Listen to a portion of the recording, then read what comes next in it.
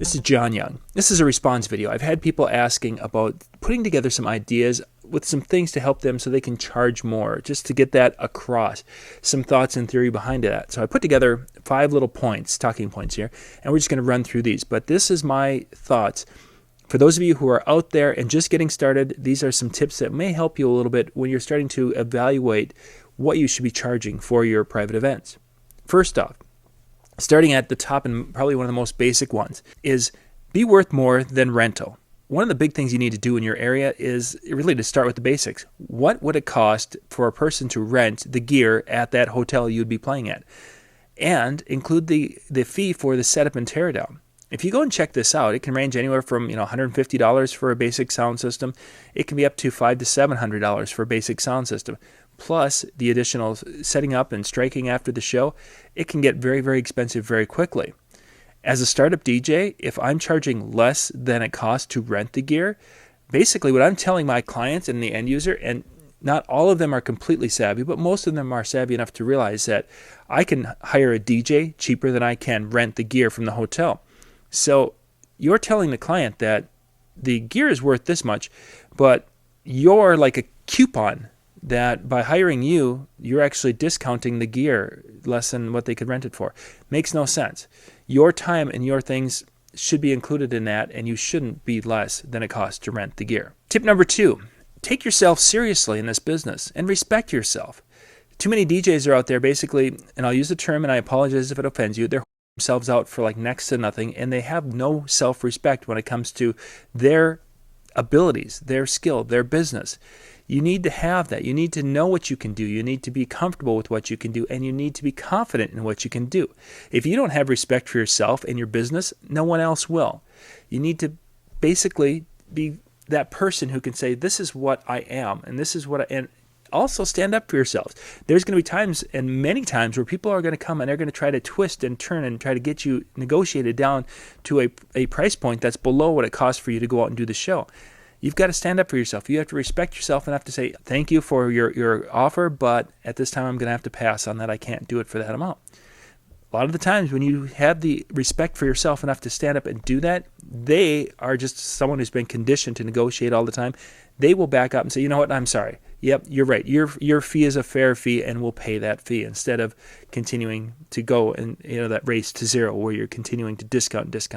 So respect yourself is my second tip. Third, and this one's kind of important and sometimes really overlooked, especially as we're starting out by some of us. And then on the other side, there's some of us who develop this so much that they really lose focus on a lot of the other parts of it. This one is to develop your own style and be yourself. Now, a lot of younger DJs that I've talked to are starting to develop a style that is their style, which is truthfully their style, but they want to basically be the guy who does their music their way all the time. And you can maybe do that and be unemployed forever. You're going to have some flexibility with that as younger guys. You need to be able to perform for a wide audience.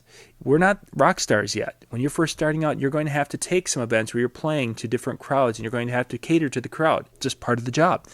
But as we continue on, you're going to be able to bring more of yourself and bring more of your style into it, and to develop that style. You don't want your style to be, I'm Johnny Jukebox. You want your style to be, I'm an entertainer. Whether that means you're entertaining with the way you mix your music, or the way you chop songs and put them together, or the way you flow from song to song, or how you use the microphone during the event to do things.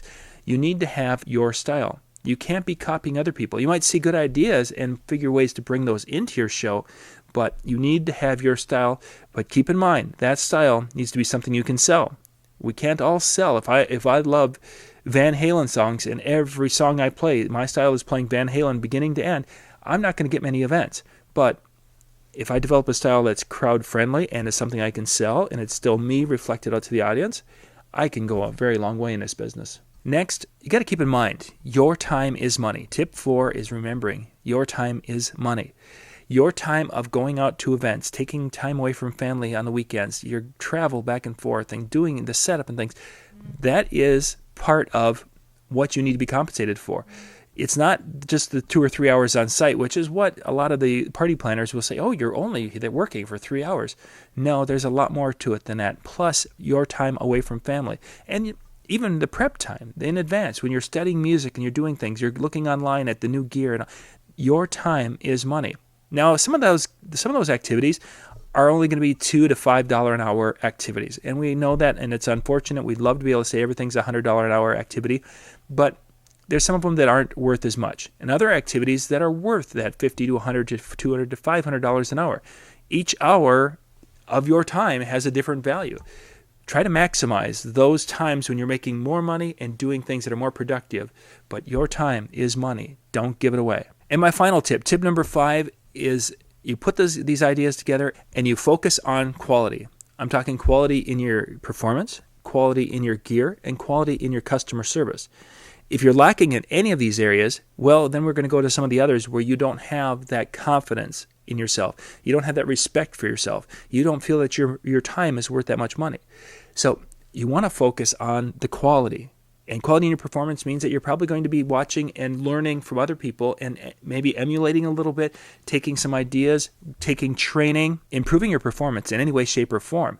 And that might mean that you're going to be spending money to hone your skill. Hey, there's nothing wrong with that. That's an important thing.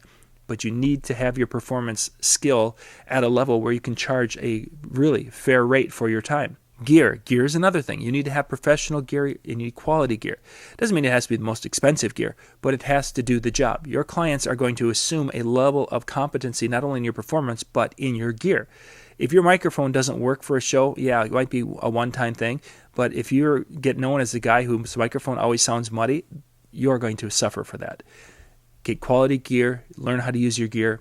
Again, quality across the board with that. And the last part of quality is the quality and the professionalism you show in your customer service. I'm talking about your connection with your customers, the actual people you're selling your services to, but also to all the guests at the event. Whether if I'm in a bar, I'm going to have a level of customer service for each person who comes up and engages me, whether they're making requests or just coming up to talk. You need to have a professional customer service. I can't be out there drinking heavily and slurring my words and being sloppy drunk behind a system, because that's not cool.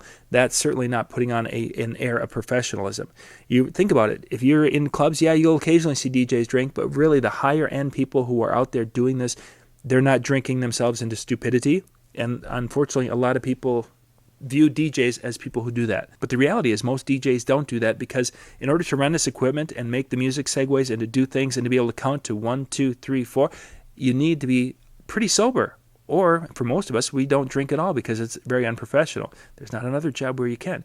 But you need to have the quality in your customer service, treating people well, being upbeat with them, talking to them, being positive with them, and representing yourself to them well, and not basically overpromising and under-delivering. Anyway, 5 little tips. They may help, they may not, but this is just some thoughts I wanted to share with you. If you use these and incorporate some of these thoughts into your business philosophy, I think you'll do pretty well. This is John Young.